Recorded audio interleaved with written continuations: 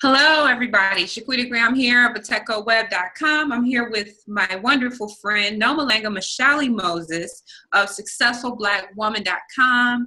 We have to touch on a topic related to money, the IRS, and reality show stars. Nene Leakes. Let's bring it up real quick.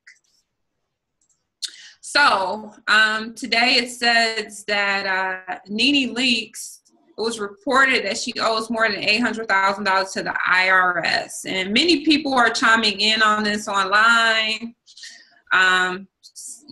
Just some people saying she's stuck up. Some people saying that people are a slave, people like her are a slave to materialism, so on and so forth. So what do you have to say, Noma? Well, the story says that the IRS put a lien on, on her property? Well, I know that it's in the article, it says she purchased a home for $2.1 million, close by me. No, I'm just kidding. Well, we talked about the fact that I've known her in the past, and then I saw her after she got famous, and she acted like she didn't know me. But so, I got a little shade, but that's okay. Okay, so here's the thing. This is an important business lesson, okay? The truth is a lot of people are socialized to be employees. And, we're all, well, not all of us, but a lot of us are living under that whole 40-40-40, work for 40 hours a week to retire on 40% of your income after 40 years of work, something like that. And it's basically where you go somewhere, somebody pays you, and then they pay your taxes for you, and then maybe you pay a little more taxes at the end of the year or whatever. That's a very different scenario when you don't work for somebody and then you take ownership of your financial well-being, growth, wealth, all of that. But the unfortunate thing is a lot of times people make that transition from the employee to an employer or an entrepreneur, but they still have that mindset of the employee. And this happens a lot with a lot of new entrepreneurs, which is why it's important to actually have mentors, have masterminds, and have coaches and things like that, because it's something that can slip by the side. And then you end up making lots and lots and lots of money.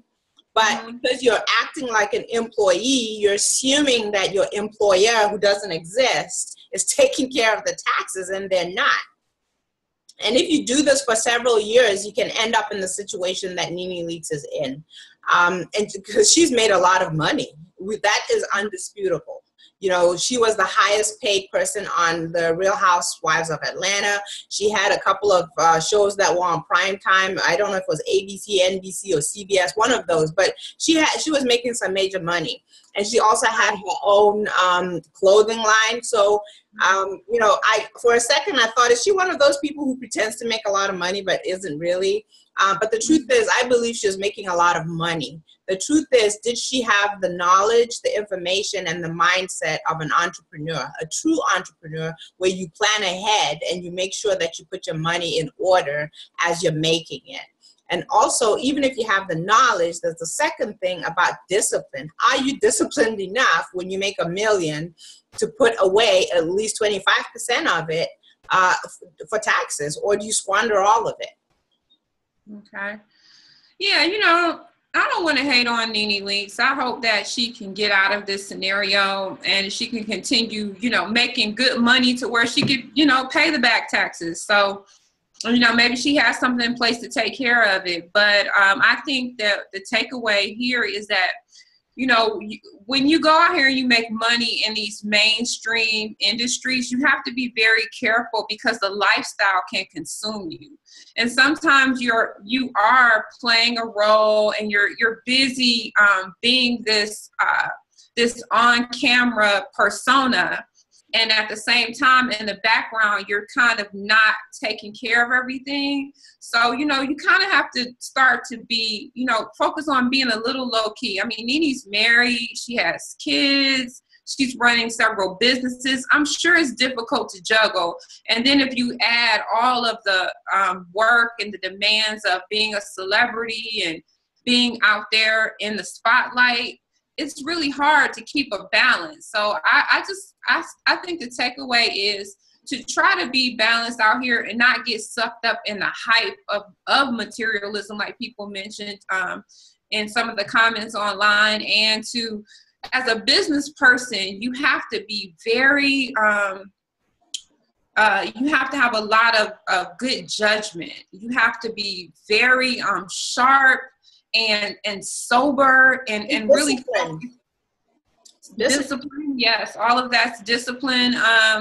And a lot of times we're just thinking about, oh, I'm making money. Oh, I'm making bling. I'm getting paid.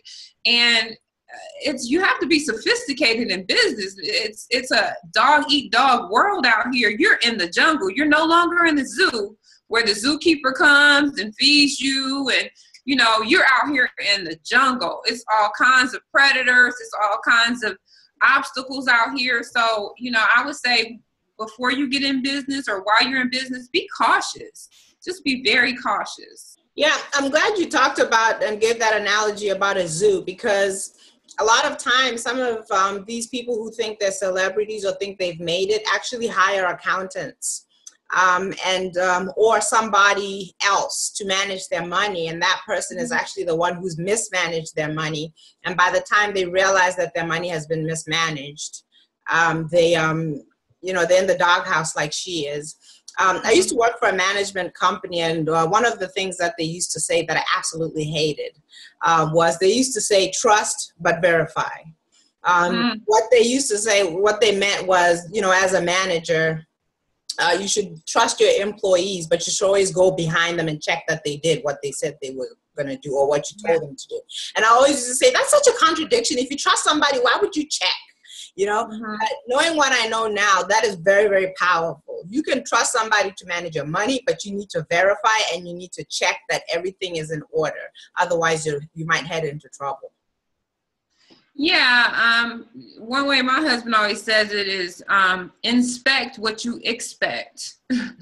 So you definitely need to keep eyes on your money and eyes on your business. And again, I wish her the best. I think she has like a lot of money making capability still left on the table. And I think she could probably take care of that whole scenario and learn from it. I mean, that's another thing. In business and failure go together. I mean, you're constantly making mistakes and tweaking and changing and pivoting. And hey, maybe that's what's going on with her. Right. The last thing that you kind of said as well was, I just hope that this isn't one of those scenarios where a person gives the appearance of all that blinging, and she loves to talk about, I'm paid and I make more money and I got too much money, honey, and all that. I hope that's not what's happening here, where she was giving the appearance of having all this money, and in the meantime, she just was drowning. And then it finally caught up to her, which would be very sad. I'm reminded of 50 Cent, where he, had these pictures where he had money up in the air and all this other stuff. And he hangs around with Floyd Mayweather, who also, is all about the bling and all this other stuff. And then the next thing, he was in court and he was saying, look, let me just be honest. Some of the stuff is just for show. I have money, I've made good money, but it's not what people think it is. And it's about pretending that I have it for the sake of the public or the audience or that rap lifestyle or whatever it is. But really, there isn't much behind it. So I hope that she didn't fall into that trap.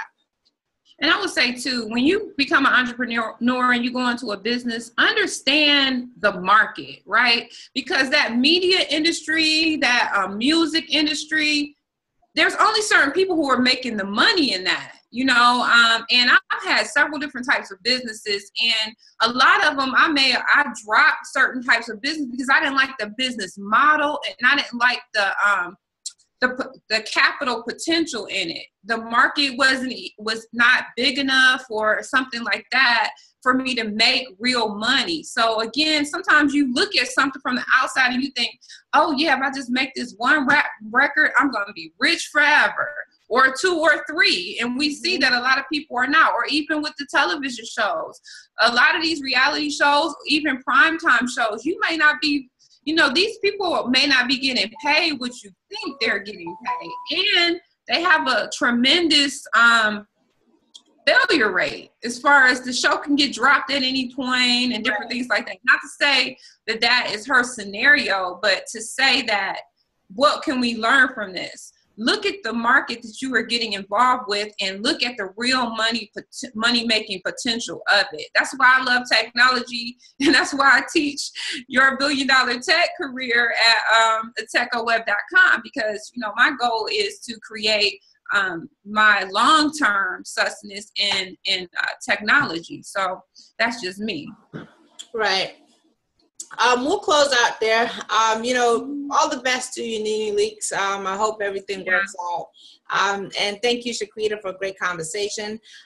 If you guys want to know where to find us, I'm at successfulblackwoman.com, and my friend Shaquita is at techoweb.com. Thanks, guys. Thank you for watching.